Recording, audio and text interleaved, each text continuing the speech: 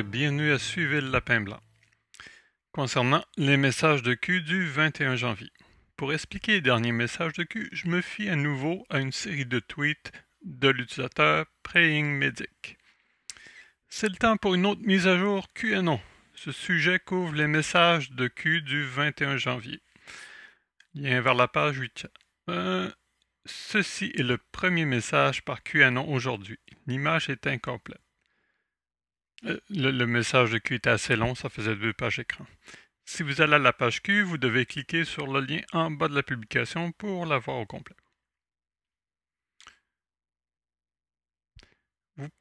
Ceci est l'image complète publiée par Q. Comme vous pouvez le voir, il y a beaucoup d'informations. Nous allons les décomposer en sections. Où vous décidez de terminer une section et d'en commencer une autre est critique. Parce que dans chaque bloc, il y a différentes notions. J'ai fait ma première pause ici. L'information au-dessus de la ligne rouge fait référence à Jeff Sessions, à l'armement du département de justice et du FBI et au mémo. Au-dessus de la ligne, une nouvelle discussion commence sur un plan de 16 ans. QAnon pose la question, à la lumière des nouvelles informations qui seront publiées, y compris le mémo, Jeff Sessions aura-t-il le contrôle de l'enquête de l'ingérence russe dans l'élection de Trump? Pourquoi Sessions s'est-il récusé de l'enquête électorale? Aurait-il le contrôle? QAnon suggère que le mémo prouvera que le FBI et le département de la justice ont été armés par l'administration Obama, qu'il y a eu collusion au plus haut niveau et que des fausses informations ont été fournies au juge FISA pour obtenir un mandat d'espionnage sur l'équipe Trump. QAnon suggère que le plan était d'accuser Trump de la collusion russe, qu'il espérait ainsi assurer Hillary d'une victoire. Mais ils avaient une police d'assurance, une enquête qui prouvera la collusion ou l'obstruction de la justice qui pourrait conduire à la destitution de Trump s'il gagne.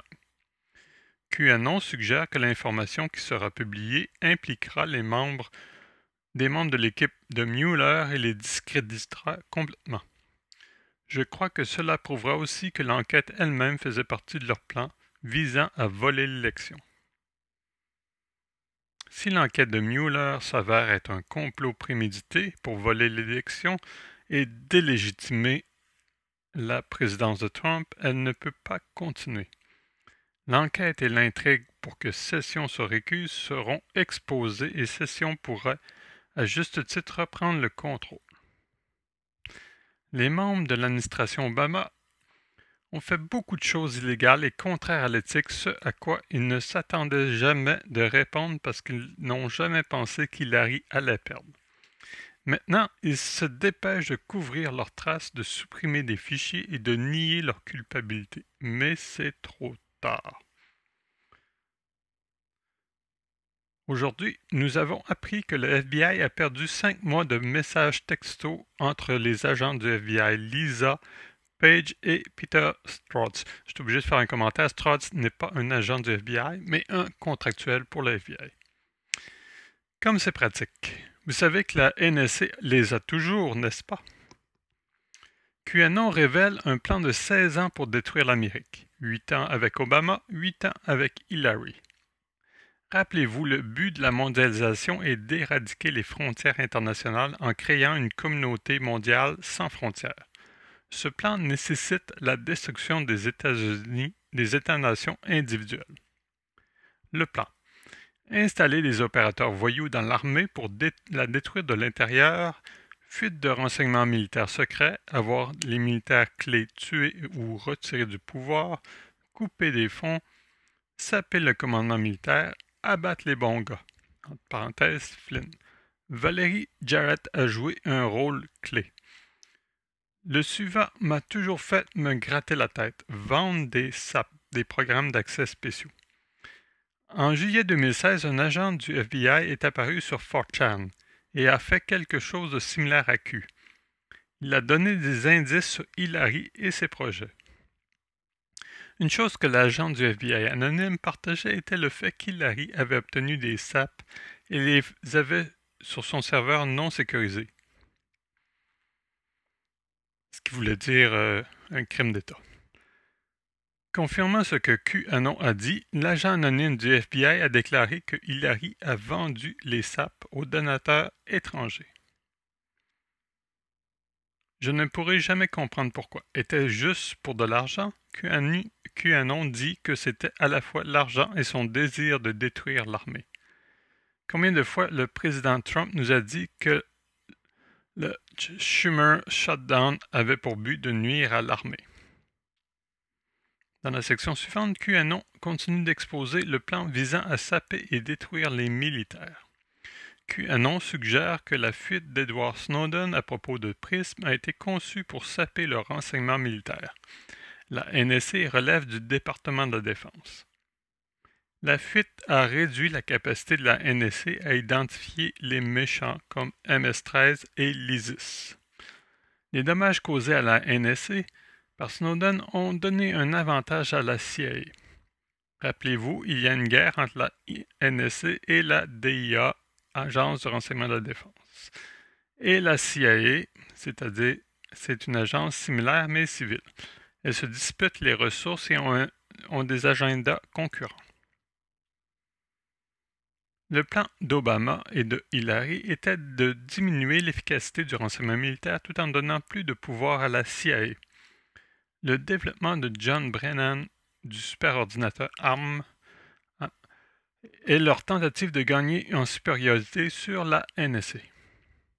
Une autre étape a été l'affaiblissement de la base républicaine en les harcelant à l'aide de l'IRIS, c'est-à-dire l'Agence de revenus américaine, et en créant une image négative des conservateurs dans les médias traditionnels.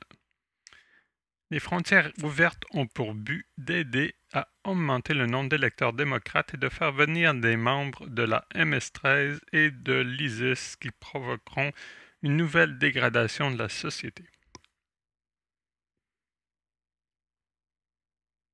Fermer les yeux sur le développement des armes nucléaires en Corée du Nord était stratégique, idem pour l'Iran. Leurs armes de destruction massive contribueraient à créer une guerre qui entraînerait le chaos, la tension internationale et aiderait à la suppression des frontières internationales. Il est évident que l'argent qu'Obama a envoyé à l'Iran était pour les aider à accélérer leur développement d'armes de destruction massive. Un petit pas en avant pour atteindre le plus grand plan. J'aimerais clarifier quelques points avant de passer à autre chose.